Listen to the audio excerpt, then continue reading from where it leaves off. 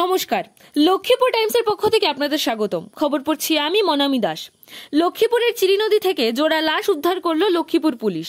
সোমবার সকালে লক্ষ্মীপুর মহকুমার অন্তর্গত শ্রীবার গাঁও পঞ্চায়েতের অধীনে থাকা কাঙালি বস্তির চিরি নদী ঘাটে জলে ভাসমান অবস্থায় দুটি লাশ দেখতে পান স্থানীয় জনগণ।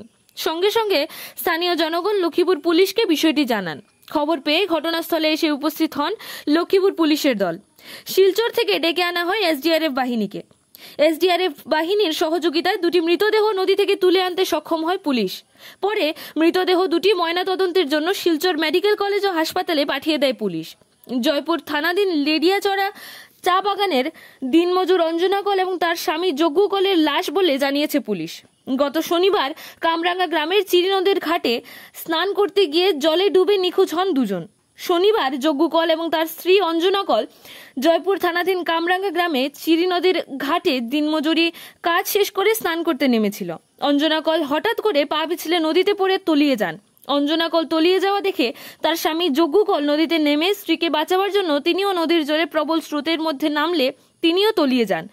সোমবার স্বামী স্ত্রী অঞ্জনা কল এবং যজ্ঞু কলের মৃতদেহ ভেসে ওঠে নদীর জলে। মৃতদেহ উদ্ধার করার পর পরিবারের লোকদেরকে পুলিশ খবর দিলে পরিবারের লোকেরা এসে শনাক্ত করেন মৃতদেহগুলি অঞ্জনা কল এবং যজ্ঞু কলের বলে।